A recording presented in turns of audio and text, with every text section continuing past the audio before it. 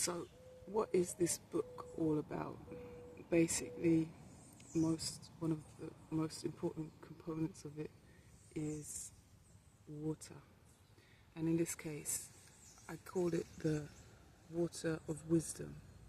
The water of wisdom is naturally the knowledge and information that is memorized and stored within our ancestry, within our history, and within our bodies, encased in water. Because as we all know, water, or maybe we don't all know, but we should, that water is memory. It can save, it can receive downloads, and give off information that is stored within the water.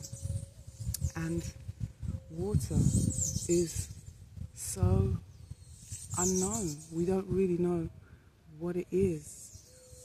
And it's there in three different states. I think it's the only element that can be in three different states.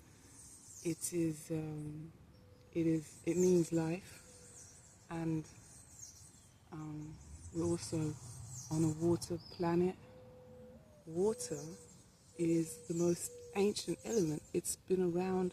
The same water has been around since there's been water on this planet.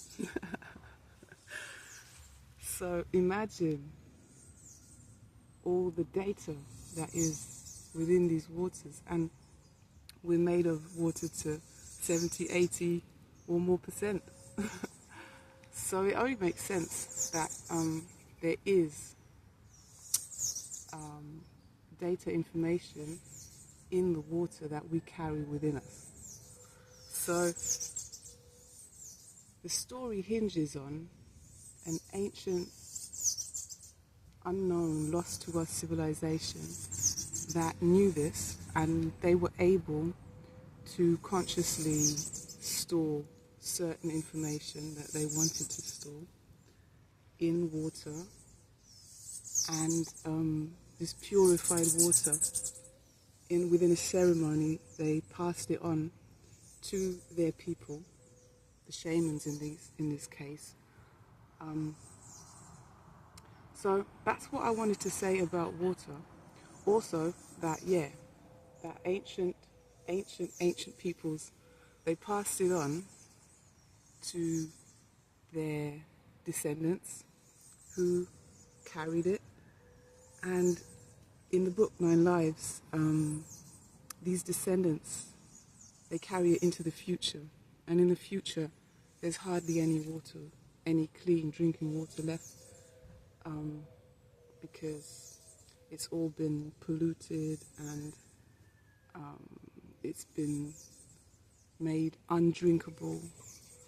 And also, there's an element that is a bit mystical, that the water is also, on top of all of that, it's vanishing. At some point, it even stops raining. And the descendants of, the last descendants of this old ancient culture, they live in a future London that is dried up and very ghettoized, basically, because you know how it would go, right? All the people who had enough funds, they would move out into the countryside somewhere where there might still be something clean available when it comes to produce. Also in the book, it's in that future London, you have to go to, nowadays it would be like a super Gucci store, you know, with them armed guards outside and everything really posh, and you go in there, you want to buy a little thing and you have to pay hundreds of pounds or whatever. And in the future London, it's the same thing with the grocery store. So if you want any biological food, you have to pay top dollars to get it. And so the story will lead from the ancient into the future. And yeah, so water is very, very interesting, you know.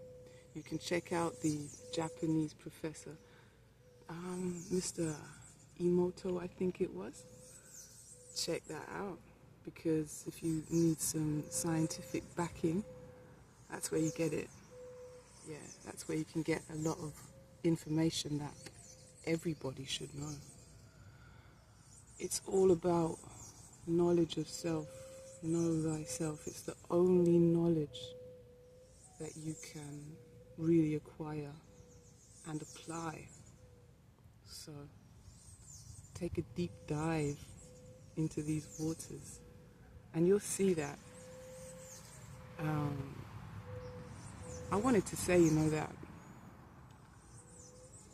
this book, it came through my mind. It's the most beautiful thing that ever came through my mind. And I'm saying it like that because it didn't come necessarily from my mind. I mean, of course, I'm attached to it. Parts of me is in there. You know, I framed it in a way, but it came through me. I channeled it because I started writing the first sentence. And when I was done, I stopped finishing the last sentence, the end, for now only, because it's a series, you know, part one. But it was a very spiritual process for me personally. So I know about that, and I want you to read that. Yeah. So check out water. Go deep with that, and I'll be back with more.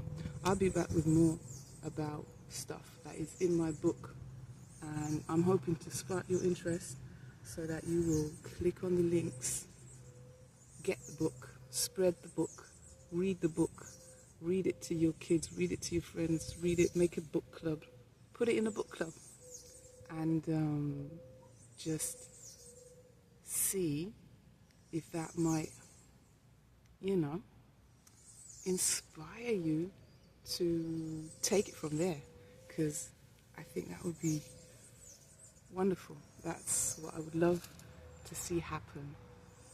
Yeah, like I said, it's really, really, really for the kids as well, and we all know that they elevate it, you know, they add to stuff. So I'm just hoping that you're going to get that book and enjoy it. So click to the link. You can get the book in English, but you can also get it in German. So if you're German and you want to read it in German, 9 Leben, und der Link ist dann auch in der Beschreibung mit drin. So this book is all about nature, and I'll be back with more about my book, 9 Lives.